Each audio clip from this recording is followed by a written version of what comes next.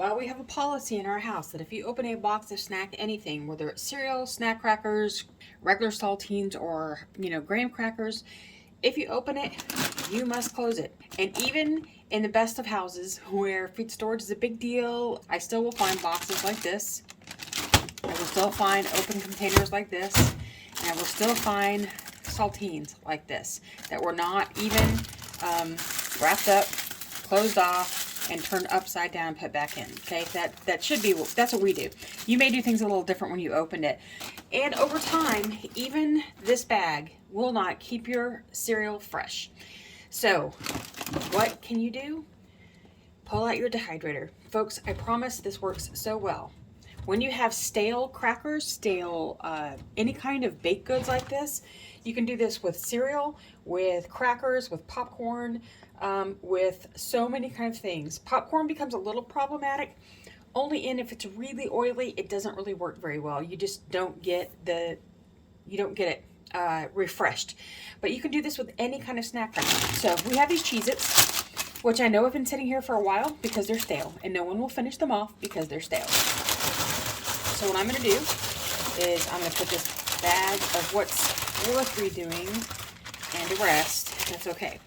Now, yes, you could easily just put these into you can crush these and use them as kind of topping on chicken or a piece of fish, whatever you might like to do it on to give it a crunch. You can do that. And in that way, it has a second life. It still gets used for something else. Or you can do this because this will work on your crackers. So with saltines, most of the time you can put this into something and you won't really notice that it's stale. But if you tend to eat saltines for whatever reason, like we like to eat them with a slice of cheese or with some hummus, or going into a soup or stews, they're gonna get kind of mushy that way anyway. But if you're wanting to eat a saltine, just like it is, and it's not fresh, it tastes funky and it's a stale, and it's not something that you really want to eat. So in the same fashion, and these are, while there's a bit of crunch to it right when you start, 3 or 4 bites into it, they're stale. So we're just going to go ahead and line these up on our tray and go ahead and dry these as well. Just line them up here at the bottom. You can stack, you could do that if you wanted to. This is not one of those fussy kind of foods that you have to make sure don't touch and have plenty of space around it. But of course, it's a little more appealing to have it sort of in a pattern, more than just piled or, whatever. Yeah, okay. Yeah, I could flip that one over too so they all look the same. All right, we'll do this tray. Now, granted, our blueberry Cheerios have been around for a little while, and they are fine. You could still eat them, and they're just fine. However, we want to freshen them up a little bit, and if we're already going to be working on something, let's go ahead and freshen everything.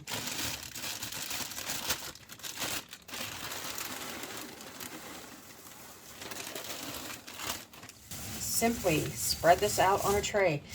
There is no prep work. You don't have to do anything special to make sure they're okay. It is seriously easy. Now, somebody will say, because I know you're saying it, why don't you just throw that in the oven? I could. This could easily go into my oven.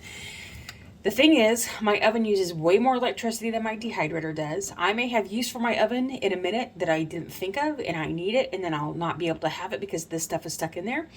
I can't control the temperature on my oven the way I can control it on my dehydrator. So you can actually, while you won't burn this stuff, you can darken it if you get it too high. Before, when I've done cereal, like doing Cheerios, they turned out a little bit darker. And while it's not a big deal, maybe it is to you. Maybe you don't want to change the color of something that might change in color because it gets too hot. So if I'm already running the dehydrator for one thing, I'm going to go ahead and just do it for everything else. So there's a tray of this. I'm not going to do them all. Because they're going to get eaten. They are pushed forward in the pantry for somebody to eat now. And then graham crackers, they will refresh. They will get crispy again. Now, I'm the kind of person who likes graham crackers a little on the stale side. I like it that they aren't just when you bite into it and it just shatters everywhere and kind of makes a mess. I like them a little on the chewy side, but not everybody else in my family does, and I don't mind. Why do things like this get stale? Mostly, it's because it's been exposed to air and moisture. Okay, there's moisture in air all the time, and if your packages are left open, if they're not closed off and doing the best they can to be as airtight as possible, they're going to absorb the ambient moisture of wherever you are. Maybe you live in a super dry climate and this doesn't happen to you often, or if you live in a really humid climate, you cannot keep your crackers dry. The best place to put them is always in airtight storage to make sure that moisture isn't an issue, but that's not always an option. That's not always the best storage method for everybody. So even in their little packages like this, plastics are air permeable over time. So when you store it for a long time, it's going to eventually go stale too. So this is a way that if you're not eating them quickly enough and you don't want to put them in a jar, you can do this to refresh something, to go ahead and get the last use out of it before people start tossing things simply because they're stale, because that's wasteful. When you can fix it, fix it. All right, so the last thing we have, these goldfish, they're whales. They're whales. They're not goldfish technically, but they're a heck of a lot cheaper than goldfish. Technically, these really aren't stale. These are relatively new at our house, but I just wanted to show you that you can do this with anything. Now, what won't this work on? I think, like I said earlier, popcorn that's really oily. If you have things like Triscuits that are really heavily oiled, I mean, like when you touch them, you come back and it feels oily. Those aren't going to work as well because the oils are what's making that softer over time, plus the moisture, and it's really hard to get them crispy and not oily.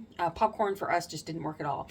Now, if you were doing your own fresh popcorn, that would be different because you wouldn't be saturated in oils. We happened to use a microwave version. No, it wasn't microwave.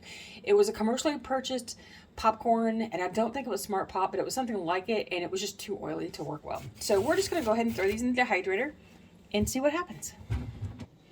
Okay, inside we have our crackers and graham crackers, and yes, I should have put a piece of mesh on this because this will be a little hard to get off. No big deal. Some regular saltines and more of the snack. Those are Cheez-Its that are jalapeno and cheddar. And then our Cheerios, because you can do this with pretty much any breakfast cereal, no matter what kind it is, you can do this.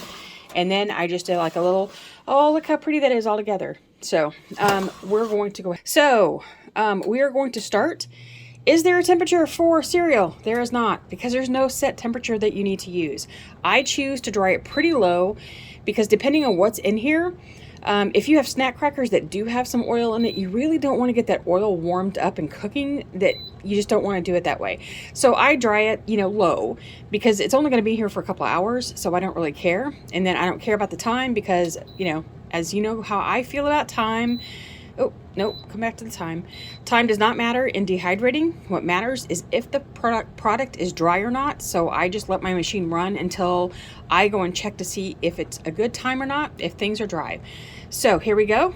Get it started. It's drying. In about 3 hours, we're going to come back and check this, and I can show you what it looks like. Okay, so you can see how these turned out after just a couple hours. We have crispy crackers again, just like that. They're crispy to the taste. They are no longer just kind of, when you bite into them, that kind of stale flavor. Our goldfish, our whales, graham crackers, they don't look any different, okay? I didn't do a super high temperature, so there was no issue with any of that, but this is how they all look. They're exactly the same. There's nothing that you could see to this to say, oh, it's changed, it's fine. You just want to give it a few hours. What else can you do? You can do Chex Mix, you can do any kind of trail mix, you can do any cereal, anything like that. This works on all of it. So in order to refresh those stale pantry goods that you have, put them back in the dehydrator. That'll work. Okay, till I'll see you again next time, you can watch this video for more dehydrating tips. Happy dehydrating.